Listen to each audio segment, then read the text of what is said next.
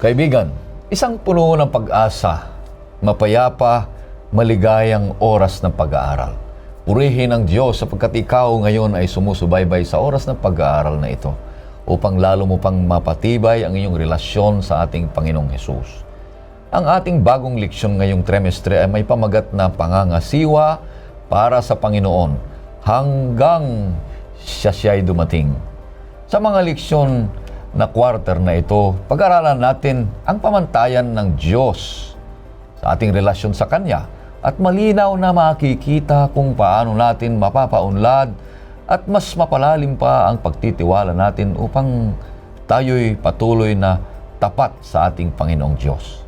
Kaya inaanyahan kita, kaibigan, na yung masugid na subaybayan ang programang ito upang talakayin kung ano ang layunin ng Diyos para sa iyong buhay Kristiyano upang lalo mo pang maging tapat sa paglilingkod sa ating Panginoong Hesus habang naghihintay sa malapit ng Kanyang pagdating. Ito po ang iyong lingkod, Pastor Ray Urbi, bilang facilitator sa ating pag-aaral.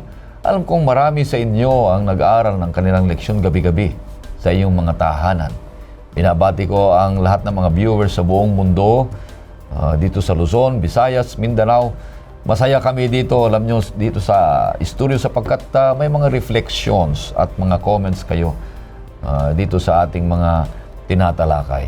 Kaibigan, nais kong magkaroon ka ng kopya nito para mas magiging alive at vibrant ang inyong pag-aaral bilang isang Kristiyano. Makipag-ugnayan ka lamang sa amin dito sa NPUC o sa malapit na Seventh-day Adventist Church sa iyong lugar. Bukod dito, mayroon na tayong downloadable outline na pwede mong gamitin sa iyong pagtuturo ng leksyon o kaya sa iyong care group discussion. Sa ating patuloy na pag-aaral, may mga bagong kasama ko dito sa studio. Si Pastor Laudemar Gatos, ang ating Stewardship Director sa Central Luzon Conference. Kumusta kayo, Pastor Laudi? Magandang umaga sa iyo, kapatid na Pastor Urbi, at kumusta po at magandang umaga po sa inyong lahat. Alright, maraming salamat. Ang pangalawang makakasama natin dito sa studio ay si Pastor Jerry Stabilio. Siya naman ang ating Stewardship Director dito sa North Philippine Union Conference. Kumusta kayo, Pastor Jerry? Mabuti, Pastor, at tayo nagpapasalamat sa Panginoon na tayo muli ay magkakasama upang samahan ang ating mga taga-subaybay at ang mga kapatid sa pag-aaral ng ating leksyon. Salamat sa Panginoon. Okay. Kapatid, sa ating pagpapatuloy, nais kitang aniyahan sa maikling panalangin.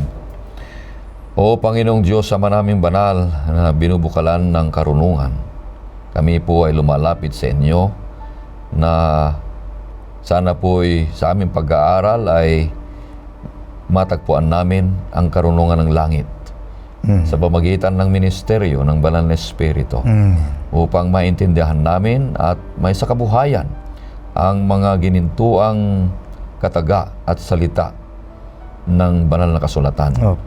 Nawa po pagpalain ng bawat isa, patawarin din ang aming kasalanan, ganun din ang pagpapatawad namin sa mga nagkasala sa amin. Opo. Ito hiling namin sa pangalan ng aming Panginoong Hesus. Amen. Amen. Amen. Ang pamagat ng ating pangalawang paksa ay ang mga tipan ng Diyos sa atin. At ang talatang sa uluhin ay matatagpuan sa Deuteronomio 28:1 at 2. Ito ang sinasabi: kung susundin mo ang tinig ng Panginoon mong Diyos at maingat mong gagawin ang lahat ng kanyang mga utos na aking iniutos sa inyo sa araw na ito, itataas ka ng Panginoon mong Diyos sa lahat ng mga bansa sa lupa, at ang lahat ng pagpapalang ito ay darating sa iyo at aabot sa iyo kung iyong susundin ang tinig ng Panginoon mong Diyos. Pastor Laudi, maaari mo bang ibahagi sa amin ang kabuuan ng ating leksyon? Salamat, Pastor Urbi. Magandang pagkakataon po ito para tayo po ay muli mag-aral ng ating pong leksyon. At nabanggit na po ang ating talatang sauluhin. At ipinakikita po ng ating leksyon ngayon ang isang napakagandahong pag-aaral. At una po sa lahat, na tunay nga po na kahanga-hanga ang Diyos. gumawa siya ng mga kontrata o ang katawagan sa Biblia ay tipan para sa atin. At karamihan sa mga ito ay pangdalawahan na ang kahulugan nito ay ang dalawang panig ay mayroong bahagi na gagawin. Isang halimbawa ng dalawang tipan ay kung gagawin mo ito, dahil doon ay gagawin ko iyon. O gagawin ko ito kung gagawin mo iyon. So, sa makatuwid, meron din naman tipan na pansarilinan din naman. Gagawin ko ito kahit gumawa ka o hindi ng anuman bagay. Halimbawa po, katulad ng pagsikat ng araw na gawa ng Diyos, maging sa matuwid at masama. At dito po sa Mateo 5:45, ang wika ay, sapagkat pinasisikat niya ang araw na mabubuti, gayon din sa masasama. At nagpapaulan siya sa mga batuwid at sa mga di batuwid. Sa aklat naman po ng Genesis 8:22, ang wika, narito't hanggang naririto't buo ang daigdig. Tagtanim, tag-ani, palaging sasapit, tag-araw ng tag-ulan, tag-init, tag-lamig, ang araw at gabi hindi mapapatid. So, mga kaibigan, hinggil sa tipan na ipinagkakaloob ng Diyos sa atin ay una ang kaligtasan. Ang plano ng kaligtasan ay isang tipan na iminumungkahi ng Diyos sa mga tao. At ang mga kontrata ay bahagi ng mga relasyon ng tao. Ngunit ang tipan ng Diyos sa atin kay Jesus ay binalak mula pa sa kawalang hanggan yung nag-aalok ng buhay na walang hanggan sa mga tapat hanggang kamatayan.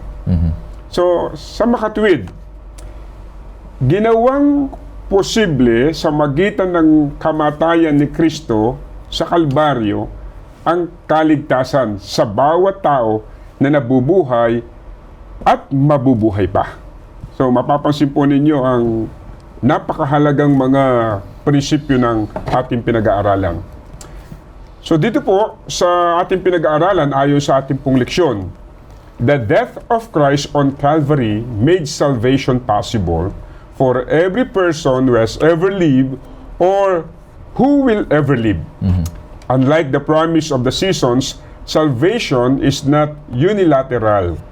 It is not given to everyone, regardless of what they do. The belief that everyone will be saved is called universalism. Pastor Rube. So, sa pag-aaral na ito, instead, Jesus clearly taught that though He died for all humanity, many people travel the broad way to destruction and eternal death. Yan ay masusumpungan sa Mateo 7:13 at 14 na meron pa ring ginagawang pagpili ang tao either for eternity or for eternal destruction. And then, ayon sa leksyon din po natin, ang tipan ay naglalaman ng batas, nakasulat man sa bato o sa ating mga puso. At sapagkat ito po sinasabi ng Deuteronomio 9:11 ang wika, pagkalipas ng 40 araw at gabing pananatili ko sa bundok, ibinigay niya sa akin ang nasabing mga tapyas ng bato. Ganun din naman na sinasabi sa Hebreo. At ang kapitulo 8 ang talatay 10 ang wika, ganito ang gagawin kong tipan sa bayan ng Israel pagdating ng panahon, sabi ng Panginoon. Itatanim ko sa kanilang pag-iisip ang aking mga utos. Isusulat ko ito sa kanilang puso. Ako ang kanilang magiging Diyos at sila ang aking magiging bayan. So, ang gayong alyansa ng Diyos sa tao ay nagsasangkot sa ating bahagi ng masigasig na pagsunod na ibinigay sa pag-ibig sa batas at sa tipan. Pastor Rube, Pastor Jerry. At ang ilang mga bahagi ng tipan na ito ay mas malawak tulad ng utos na sambahin ang Diyos lamang at ibigin siya ng higit sa lahat ng bagay. At yan ay nakatala sa banal na kasulatan sa aklat po ng Deuteronomio 6:5, Mateo 22:36 at 37. Ngunit, mayroon ding mga specific na utos sa loob ng tipan. Katulad na halimbawa ng una, talikuran ang idolatriya. Ikalawa, ipangili ng Sabat. At ikatlo ay sundin ang mga batas sa pagkain. Ayon yan sa Levitico Kapitulo 11. Pero ang isang mahalagang bahagi ng tipan ay ang pagkilala na ang Diyos ay nagbibigay ng material na ari-arian. Okay. At bilang kapalit ay nangangailangan ng katapatan sa mga ikapo Ikaw po. at mga handog. At bukod sa pagiging mahalaga para sa pagpapaunlad ng ugnayan sa pagitan ng mananamba at ng sinasamba. So, ang ibig sabihin, ang tapat na pagbabalik ng mga ikapo at mga handog ay nagsisilbi ring isang pagsuporta sa gawain ng Diyos. At ito ay matatagpuan natin sa ikalawang Kronika, Kapitulo 31, ang talata ho ay 11 at 12. Kaya't inutusan sila ni Ezekias na maghanda ng mga silid sa bahay ng Panginoon. At tinihanda nila ang mga iyon. At may katapatan nilang dinala ang mga kaloob, mga ikasampung bahagi, ang mga itinalagang bagay. Ang punong tagapangasiwa sa kanila ay si Conanias na Levita, at ang pangalawa ay si Shimei na kanyang kapatid. Sa paggawa nito, kinikilala natin ang pangangailangan na parangalan ang Panginoon sa pamamagitan ng ating mga ari-arian, na iniuuna ang Diyos. Kapag sinira natin ang partikular na sugnay na ito, ilalagay natin o nilalabag natin ang tipan. Ang ganitong paglabag ay bumubuo ng pagtanggi na kilalanin ng Diyos bilang ang isa na nagbibigay ng mga kaloob. Kaya sa ating pagtanggi, inihiwalay natin ang ating sarili sa ating Panginoon at tagapagligtas. So, sa makatuwid, mga kapatid, ang katapatan ng Diyos sa kanyang tipan ay hindi natitinag. Ngunit hindi natin siya palaging sinasagot ng katapatan bilang kapalit. Ang isa na nagkakaloob ng kayamanan ay nag-aalok din ng biyaya para sa pagsunod na tinitiyak kapwa ang ating pagkatawag at pagkahirang para sa kaharian ni Kristo. So, isa po itong mahalagang bagay na hindi dapat natin isawalang bahala ay ang ideya tungkol sa pag-iikapo o pagbibigay ng ating mga pakinabang mula sa ating Panginoon. Dahil maraming nangangaral po ngayon na ang nagsasabi na ito ay hindi na angkop sa panahong Kristiyano. At subalit, hindi nila nalalaman na ang mayroong malapit na koneksyon ang konsepto ng ikapo at ng relasyon sa Diyos, at ang bayang Israel ay naging mabunga ang buhay pag sila ay masunurin sa Diyos at tapat sa pagsasauli at pagbabalik ng kanilang mga ikapo. Sa makatuwid, ang ganitong kaisipan ukol sa ikapo ay hindi lamang nakatuon sa pagnanakaw sa Diyos. Kailangan nating baguhin ang ganitong pananaw sapagkat higit pa dito ang konsepto na itinuturo nito. At tignan ang banal na kasulatan sa aklat na binuksan po natin kanina na pagkatanggap ng utos ng mga Israelita ay nagbigay ng kanilang mga kaloob mula sa pangunahin nilang ani ng trigo, alak, langis at pulot at iba pang bunga ng kanilang bukid, at nagbigay din ng ikasampung bahagi ng lahat ng kanilang kinita. So, doon sa kasaysayan ng mga Israelita, kapansin-pansin nang dahil sa kanilang katapatan ay punong-puno ng kasaganaan ang kanilang bahay at higit pa yung kanilang buhay at higit pa ang kanilang tinatanggap dahil sa kanilang pagbabalik loob sa Diyos. So mapapansin po ninyo yung kahalagaan po ng katapatan ng mga taong ito na naging masagana ang kanilang mga buhay.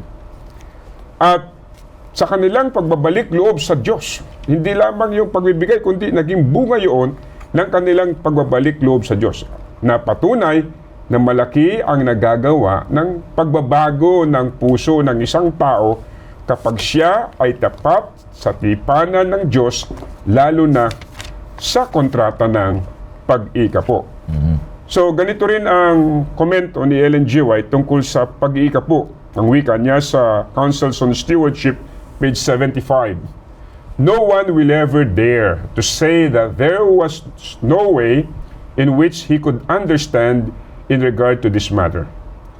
God's plan regarding tithes and offerings is definitely stated in the 3rd chapter of Malachi. God calls upon His human agents to be true to the contract He has made with them. So, sa madaling salita, mga kapatid at mga kaibigan, lalo tayong lumalago sa spiritualidad pag ating sinusunod ang kalooban ng Diyos para sa atin. At ang pag-iikapo, isa sa mga indikasyon na tayo ay may malapit na relasyon sa ating manlalalang. At isa rin ito sa magandang tignan tungkol sa proposal ng Diyos dito sa Ikalawang Kronika, at ito ay sa 7:14, ang wika ng banal na kasulatan.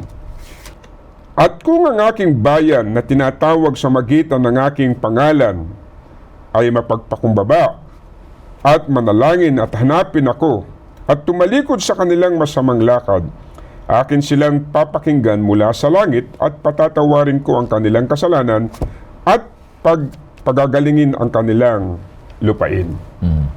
So, ibig sabihin ng 7:14 na Ikalawang Kronika, mga kaibigan, ay tumatalakay sa paghanap o pag-priority natin sa ating mahal na Diyos. Ngunit, kung ang bayang ito ay nagtataglay ng ganitong karangalan, ay magpapakumbaba, mananalangin, hanapin, at talikuran ng kanilang kasamaan, ay magiging masagana ang kanilang lupain. So, bagamat ang Diyos ay nag-aalok ng pagpapala at buhay, ay meron din tayong kalayaang piliin ng sumpa at kamatayan. At ganito ang sinasabi rin ng propetisa na si Ellen G. White ng wika sa Testimonies for the Church, Volume 3, page 395. When they acknowledged the claims of God and complied with His requirements, honoring Him with their substance, their barns were filled with plenty. But when they robbed God in tithes and in offerings, they were made to realize that they were not only robbing Him, but themselves, for He limited His blessings to them, just in proportion as they limited their offerings to Him. Yan, mga kaibigan at mga kapatid, ang pinakabuod ng ating pong leksyon ngayong mga sandaling ito. Okay? Maraming Pastor salamat, Obi. Pastor Gatos, sa napagandang paliwanag ng pagbubuo ng ating leksyon, kaibigan at kapatid. Pinapaalala sa atin na ang Diyos ay nakipagtipan sa atin. Alalahanin natin na ang tipan na ito ay may nakasaad na mga pangako. Ang tipan na ito, ang Diyos, ang ating manlalalang, siya ang tagapagligtas, siya ang nagbibigay sa lahat ng ating mga kailangan. Tayo naman ang kanyang mga anak. Kilalanin natin siya, sundan o sundin natin ang mga nakalaan doon sa tipan upang patuloy tayo na magtatanggap ng kaloob, ng biyaya ng ating Panginoon Diyos at kaligtasan. At magiging nakapaloob dito pala sa hindi lang yung kaligtasan, kundi yung pagiging tapat na katiwala sa lahat ng mga kayamanan, pagbibigay ng ikapo at mga iba pa. Kaya maraming salamat, Pastor Gatos, sa mga paliwanag at pagsama namin ng ating lesson. Alam ko si Pastor Jerry ay naghanda na magbibigay sa atin ng isa o dalawang punto para maidetalye pa ang ating leksyon. Pastor Jerry, take it away. Good morning. Maraming salamat, Pastor Ray. Ito nga ang ating tinatalakay, Pastor, ay napakaganda ng pag-discuss ni Pastor Laudy. Pero gusto ko pong pagtuunan natin ng pansin Yun pong ating lesson ay nagbanggit po na God's covenants with us. Mapapansin mo, Pastor Rain, ang ginamit na salita dito ay covenants. Yung salitang covenants po ay ibig sabihin, nagpapahiwatig po nga na dalawang uri ng covenant ang ating pong tinatalakay dito. Pero pinagtuunan natin ng pansin, yun pong bilateral covenant o yung pangdalawahan na diniscuss nga po ni Pastor Laudy. Alam po ninyo yung salitang covenant o tipan, o sa Tagalog po ito'y tipan, ano ho? Ito po ay buhat sa salitang Hebreo na berit, no? Berit, na 285 beses na nabanggit po sa lumang tipan. Sa bagong tipan, ang salita pong ito ay diatheke. Ito po ay Greek word, mga kapatid. Ito po ay mga salitang ginamit sa Old Testament and New Testament na nakaayon sa tipan o promise sa pamamagitan ng Diyos na kanyang ginawa sa pagitan ng kanyang bayan. Sa makatuwid, ang salitang covenant o ito po ay berit o diatheke sa Greek, ito po ay sa kasalukuyang panahon natin ay ginagamit po itong alliance, agreement, testament, or contract. Kaya nga po sabi ni Pastor Laudy kanina, kahangahangan ang Diyos ay pumasok sa isang kontrata sa pagitan ng tao na tinatawag po niyang bayan o mga taga-pangasiwa. Kaya ngayon, Pastor Ray, ay papansinin natin yung dalawang covenants na ito na binanggit na po sa atin ni Pastor Laudy. Yung isa, ito po yung una ay yung unilateral, yung pang-isahan. Dito po ay nabanggit na po kanina na hindi kinakailangan ng kapartner o ng pangalawang party para mangyari yung mga pangako. Itong lahat ay nakasalig sa Diyos lamang. Ang pagsikat at ang paglubog ng araw ay hindi nakadepende sa gagawin ng tao. Yun ay nakadepende lang sa Diyos na Diyos ng pag-ibig. Dito sa unilateral ay mapapansin natin na ito ay ang punto nito ay nakasentro sa katangian ng Diyos, yung Diyos ng pag-ibig. Kaya maalaala natin na yung unilateral concept na ito ng covenant ay ang Diyos lamang ang nag-i-initiate nito.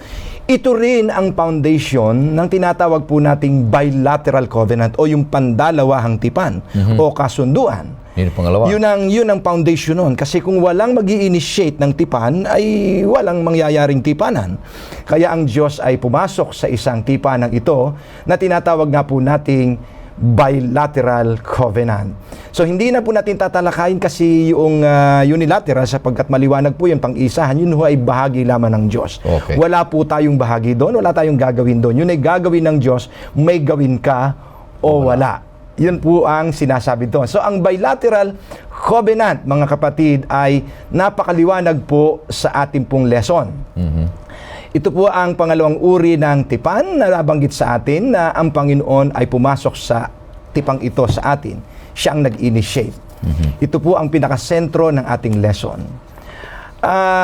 Ang napakahalaga po dito sa atin na atin dapat maunawaan na bilang mga tagapangasiwa ay bago natin ito pasukin o pagpasyahang pumasok sa bilateral covenant ng Panginoon, dapat nating maintindihan ang mga nakapaloob dito, Pastor. Mayroon na itong dalawang katangian. Una, kailangan dito ang dalawa papasok sa tipan na mayroon po itong mga gagampanang bahagi. Yung dalawang party. Ang ikalawa ay nakasad dito ang mga probisyon tulad sa una, pagpapala, pagsagana, pagliligtas sa pamamagitan ng pagtupad o yung promise. Kasama doon ay yung pong sumpa, pagdurusa, pagkapahamak, sa hindi naman pagtupad. Kaya ang tawag po natin dito ay Divine Human Bilateral Covenant o kasunduan. Kaya dito po ay kinakailangang may gawin ang pangalawang bahagi, yung second party, para matupad ang lahat. Sa stewardship principle, ang importanteng aspeto ng Divine Human Bilateral Covenant ay ang pagtanggap o pagkilala at pagtitiwala ng tao sa Diyos na initiator ng covenant. So basically, in the Divine Bilateral Covenant, ang unang pangako ay hindi maaaring magsimula sa tao. Hindi ito pwede magsimula sa tao, yung promise na bilateral. Dahil sa likas ng tao na hindi siya tapat at madalas ay failure, ang pangako ay kailangang magsisimula palagi sa Diyos. Kaya ang Diyos ang nag-i-initiate. ng bilateral covenant. Kasi kahit doon sa unilateral. So ang Diyos na siya ay tapat sa pangako at may kakayanang isakatuparan ng pangako, siya ang nag-i-initiate ng bilateral covenant. Okay. Pastor Ray, basahin nga natin yung Joshua chapter 23 verses 14 and 15. Joshua chapter 23, 14 and 15. Okay, anong patutuon ni Joshua dito tungkol sa katangian ng Diyos na pumasok sa bilateral covenant? 14:15. Yep. At narito, sa araw na ito ay yumayaon ako sa lakad ng buong lupa at inyong talastas sa inyong buong puso at sa inyong buong kaluluwa na walang bagay na nagkulang sa lahat ng mga mabuting bagay na sinalita ng Panginoon ninyong Diyos tungkol sa inyo. Lahat ay nangyari sa inyo, wala kahit isang bagay na nagkulang. 15.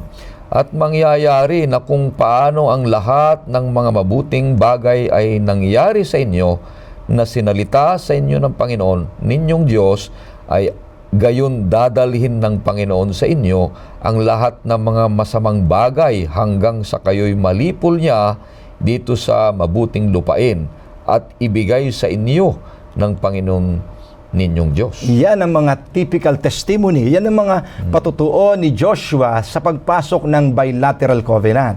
Sinasabi niya dyan na noong maranasan ni Joshua, ito pong pagkatuparan ng pangako ng Panginoon sa dalawahang tipanan, sinasabi niya na walang nabigo sa lahat ng mga sinabi ng Panginoon. Amen. Dahil Amen. yung nag-initiate ng covenant sa bilateral ay totoong tapat sa kanyang pangako. At may kapasidad siya, kakayanang tuparin ang pangako. Yun yung sinasabi sa Revelation 19:11 na si Jesus ang siyang tapat at totoo sa kanyang mga salita. So, sa bilateral covenant ay may apat na bahagi para maunawaan natin, para maintindihan natin na kung bakit bilateral. Katulad ng panahon nating pagpasok sa kontrata. Ang unang bahagi, Pastor Ray, ay first party. Okay. So, yung initiator ng bilateral covenant. Siya yung gumawa. Sino yon? Ang Diyos. Siya lamang ang may kapasidad sapagkat siya lamang ang tapat at totoo. No? So, ang divine initiator of the covenant in the bilateral covenant is God with a promise. Ang pangalawang bahagi ng bilateral covenant ay second party. Ito yung tao. Siya yung beneficiary ng covenant na ginawa ng Panginoon. Ganda. Ang pangatlo ay yung promise. Nakapaloob din doon yung promise. mga Blessings in many forms. Kagaya ng tinatawag nating intangible and unintangible, tangible and intangible blessings. No? Na ibinibigay ng Diyos na pangako sa first party. Ang pang-apat dito ay yung tinatawag nating mga kondisyones na nakapaloob dun yung kung gagawin nyo kagaya ng pagtitiwala at pagsunod ng first party. Kaya nga, kanina ay diniscuss ni Pastor Laudi na ang salvation ay pumapasok sa bilateral covenant sapagkat ito ay mayroong apat na aspeto, no? John 3:16, Pastor Urbi ay sinasabi doon, sabi ganoon, sapagkat gayon na lamang ang ibinigay ang pagmamahal ng Diyos sa sanlibutan, na ibinigay niya ang kanyang bugtong na anak upang ang sino mang sa kanya'y sumampalataya ay huwag mapahamak. So makikita natin dito na ang aspeto ng bilateral covenant ay nasa John 3:16. Yung salvation. Ang salvation ay bilateral covenant. Dahil una, nandun yung initiator, for God so loved the world. Nandun din yung second party, that whosoever. And then, yung condition, believes in Him. Andun yung promise, will be saved and hindi siya mapapahamak kundi magkakaroon ng buhay na walang hanggan. Sa yun yan ang mga aspeto ng mga tinatawag nating bilateral covenant. O purihin ng Diyos, kaibigan, naintindihan natin ng maayos at mabuti. Isang karunungan mula sa langit ng pinagkatiwala sa atin ng Diyos na malalaman natin ito, matunghayan natin upang tayo ay magiging tapat doon sa initiator ng covenant na ito, ng tipanang ito. Hindi tayo mawawala. Patuloy tayong magiging tapat at magiging mapagkatiwalaan na katiwala. Tapat na katiwala.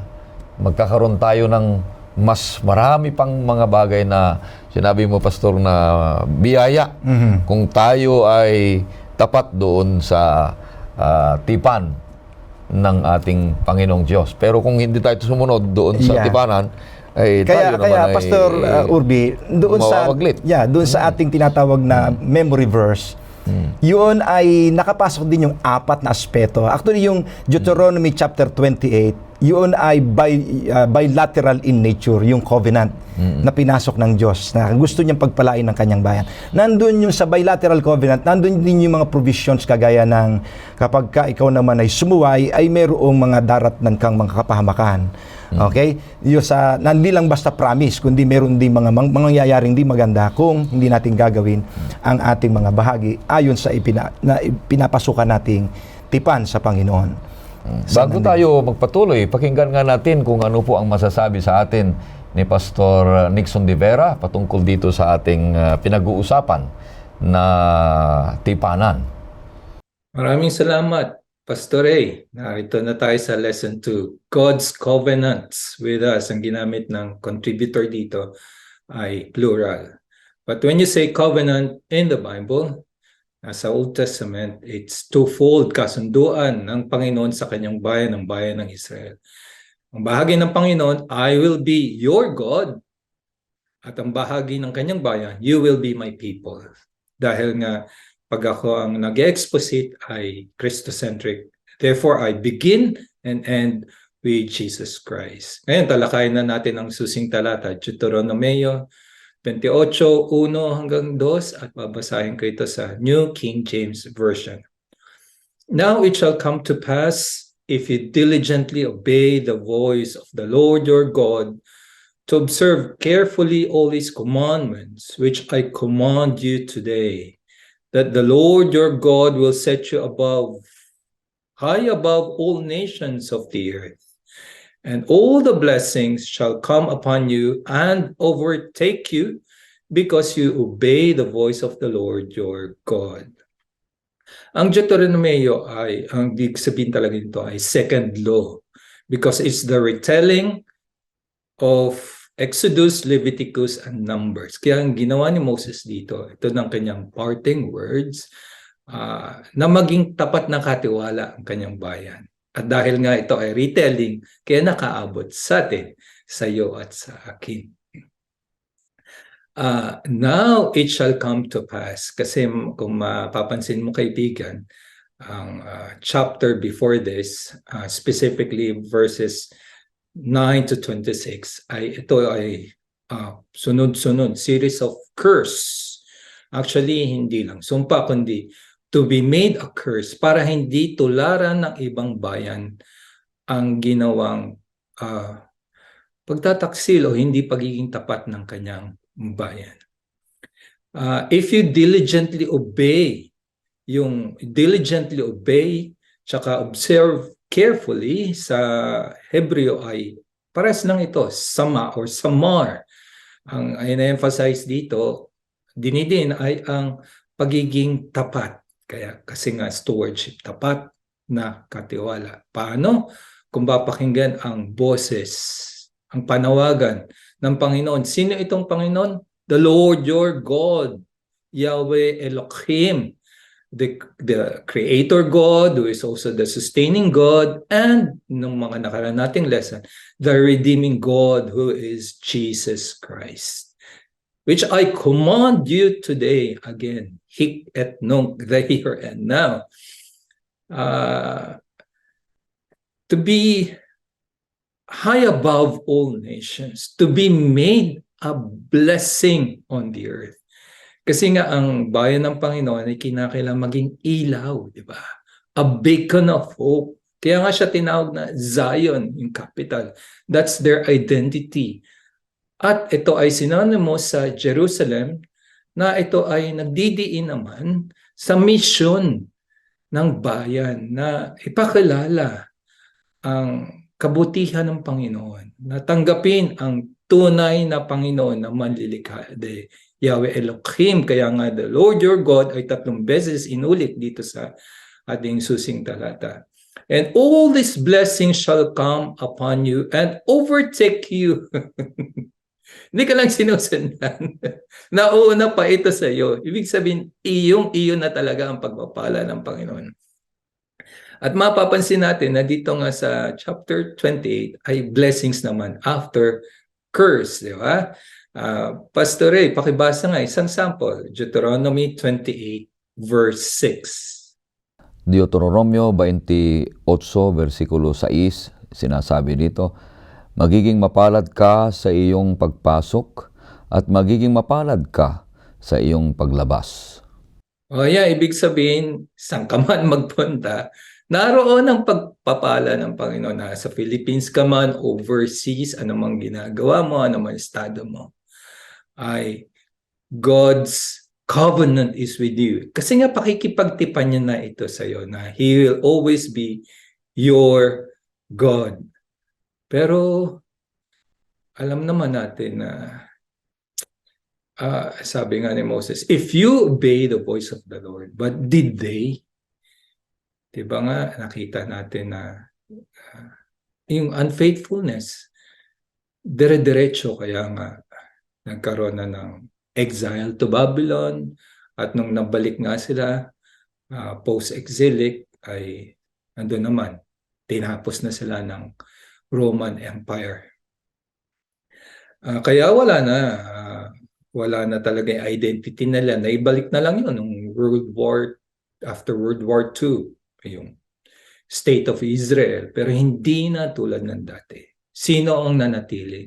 Tapat ang ating Panginoong Hesukristo. Because He is the true Israel, the root, the stump, who is also the seed in Genesis 3. Representing not only Israel, but entire humankind. Maraming salamat sa iyong pakikinig. Okay? So, napakaganda ang kanyang mungkahi o kaya talastas, pagpapaliwanag, kaibigan at mga kapatid. Ganda, na ganda. tayo ay makikipagsangguni, susunod doon sa tipan ng ating Panginoong Diyos dahil nakapaloob doon ang mga blessings. Yeah. Oo. Gusto kong sabihin doon, Pastor Ray, Pastor Laudi, nabanggit din yun sa talata natin yung unang bahagi, yung first party ng bilateral covenant ay yung divine initiator. Dapat ma-acknowledge natin siya.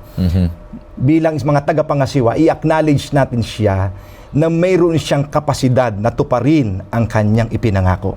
Kaya yun sa Deuteronomy chapter 28, Pastor Ray, ay yung nangangako doon ay 3 beses na binanggit ang Panginoon mong Diyos, Yahweh Elohim. Yun yung sinabi ni Pastor Nicky. Na napaka-importante yung name na yon. Yung Yahweh Elohim ang nagsasabi na pumapasok sa bilateral. Doon sa kasunduan na tinatawag ng mga beneficiary ng promise ay ang bayan ng Diyos na inatasang sumunod at tumanggap ng mga pangako. At kung hindi, ay meron din naman nakasulat ng mga mangyayaring di maganda, yung mga hindi pagpapala. Yung condition naman, ang sabi doon sa ating key text ay, kung susundin mo ang tinig at maingat na gagawin ang kanyang mga utos. Darating sa inyo ang mga mabubuting pagpapala. So the promise ay, itataas ka at pagtatagumpayin ka at pagpapalain. Gusto ko yung salitang lalagpasan ka ng pagpapala. Ang translation doon ay mababasa natin ay sobrang pagpapala. May surplus talaga. Hindi lang pupunuin. Hindi lang pupunuin. Ang sabi doon ay, sabi nga ni Pastor Nicky, sa binasa niya kanina, and it will overtake you. The blessings will overtake you. Hindi ka mahuhuli. Ibig sabihin nun, doon sa Malakias Kapitulo 3 Gs, ay bubuksan ng durungawang sa langit, ay makikita natin doon na bubuksan, ibig sabihin, may surplus. Hindi ibig sabihin yung overtake you ay lalampasan ka na walang laman. Kundi lalampasan ka na sa napakaraming biyaya na iniwan para sa iyo. Sa pagtupad mo sa covenant. Covenant. Kaya yung bukang bibig ng mga nahihikayat sa pagtatapat sa Diyos ay siksik, liglig, Yun. umaapaw. So, ibig sabihin, overflowing yung mga pagpapala ng Diyos na dadalhin niya sa mga nagtatapat na lingkod niya. So napakaganda itong lesson natin na ang tipanang ito ay kilalanin natin kung sino. Yung sinabi ni Pastor tayo. Initiator. Yung initiator. Dahil yung initiator pala, siya ang gumawa sa lahat ng mga bagay. Tayo lang naman ay tumanggap doon sa Ipinartner tipan. niya tayo. Ipinartner niya tayo. Tapos sumunod lang tayo. Sumunod na tayo. Tapos pag sumunod tayo, napakaraming mga pangako niyan na inihahanda ng ating Panginoong Diyos. Minsan, oo. Minsan ay hindi tayo tapat. Minsan ay sumusuway din tayo. Pero alalahanin natin, kapatid, hindi nagbabago ang Panginoon. Patuloy pa rin siyang umaalalay. Nagbibigay pa rin siya. Nga laang, kung tayo ay sumuway sa bandang huli, tayo naman ay mawawaglit. Tayo naman ay mawawala. Hindi naman na tayo gagamitin ng Panginoong Diyos na magiging pagpapala sa iba habang tayo nabubuhay. Kung hindi tayo tapat. Tama. Kundi, yung mga ari-arian natin, yung lahat ng mga ipinagkatiwala sa atin ay pansamantala o kaya pansarili na lang. Pero kung ito ay kinikilala natin ng Diyos, na siya ang may-ari at may akda, lahat ng mga yan ay naging tapat tayo para sa Kanya at magiging maunlad ang Kanyang gawain dito sa balat ng lupa. Amen. Isa pa sa napakagandang napansin ko dito sa kontratang ito, lahat pumapabor doon sa kalagayan ng tao, pero ang sikreto lang naman ay ang una, acknowledge mo. Yung initiator na binabanggit ni Pastor Jerry kanina. Pangalawa, yung pagtatapat doon Pagsunod. sa kasunduan at magiging ang pagpapala sa lahat ng panahon ng buhay mo.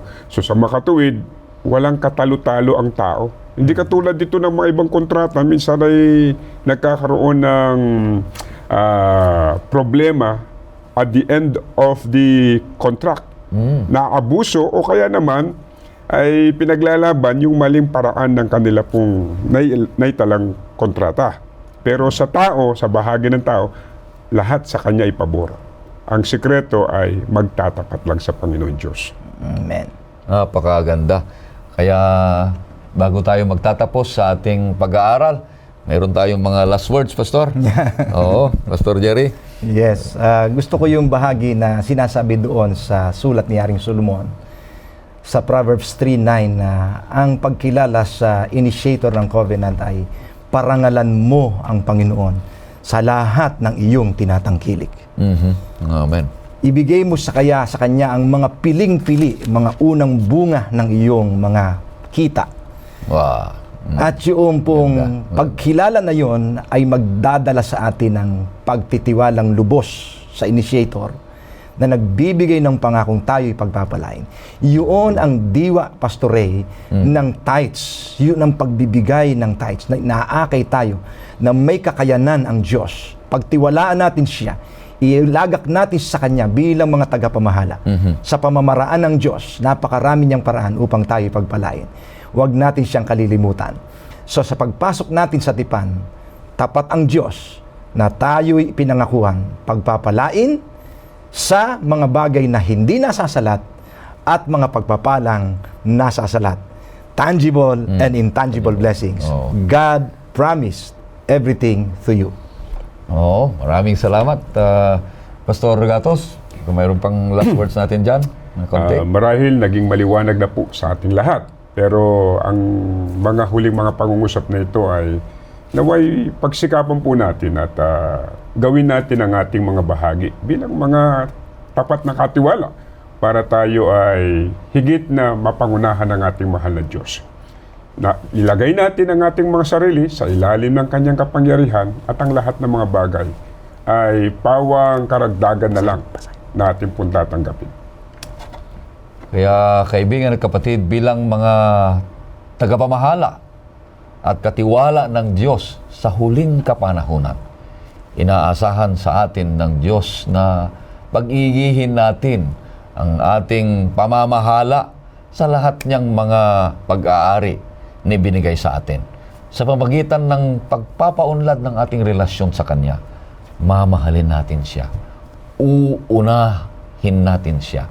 Pagtitiwalaan natin Siya. Magtapat tayo at magiging masunurin tayo sa Kanyang mga kautusan. At Siya naman ay nangako sa atin kung ito'y ating gaganapin o susundin. Sabi niya, Siya ay magiging Diyos natin na patuloy at tayo naman ay Kanyang magiging bayan na patuloy na tayo ay pag-aari niya at ganapin niya lahat ang Kanyang mga pangako sa atin.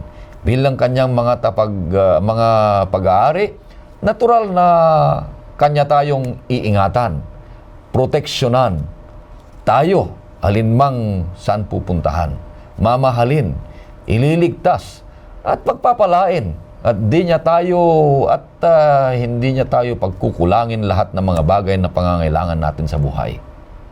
Kapatid, tayo lamang ay susuko sa Kanya, magpasakop sa Kanya, at gagawin natin ang ating parte upang sayo ay patuloy na magiging tapat sa Kanyang mga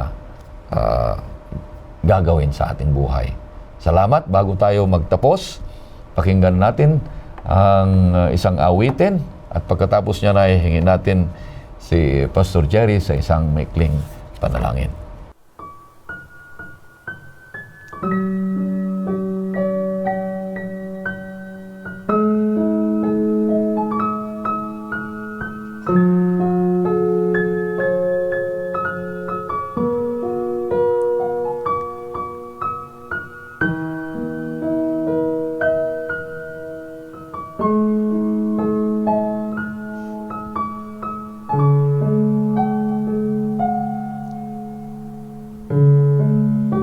Salamat sa iyo,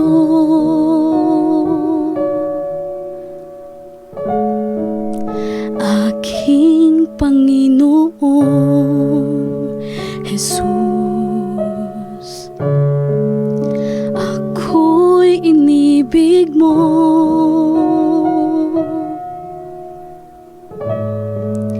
at inangking lubos.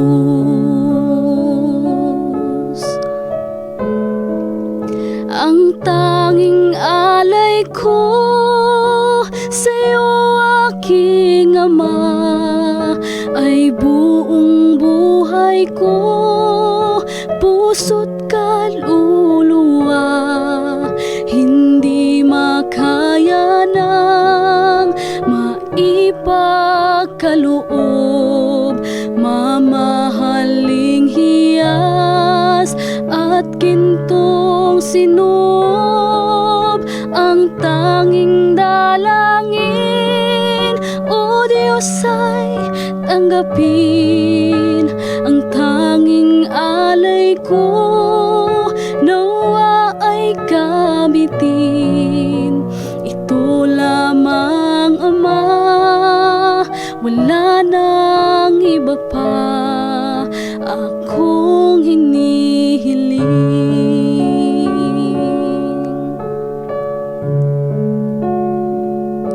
Di ko akalain na ako ay bibigyang pansin. Ang taong tulad ko'y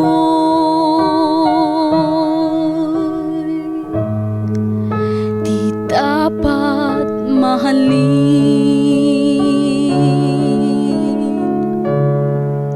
Ang tanging alay ko sa'yo, aking Ama, ay buong buhay ko, puso't kaluluwa.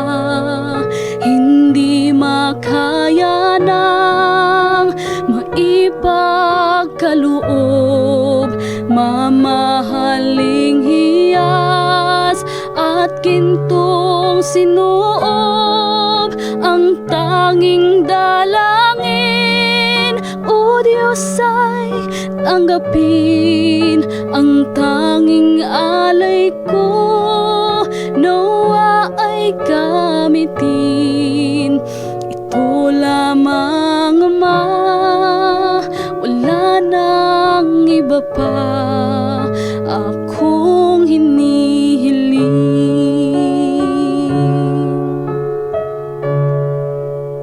Aking hinihintay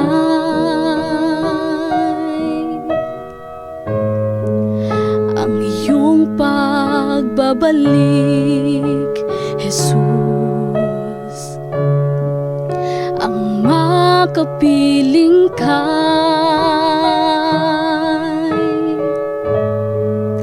kagalak ang lubos. Ang tanging alay ko sa'yo, aking Ama, ang buong buhay ko, puso't kaluluwa, hindi makaya ng maipagkaloob. Mamahaling hiyas at gintong sinoob, ang tanging dalangin, O Diyos, ay tanggapin ang tanging alay ko, nawa ay gamitin.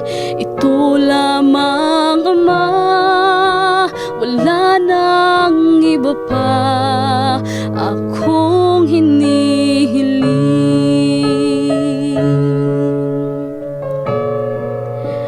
Ito lamang, Ama, wala nang iba pa akong hinihiling.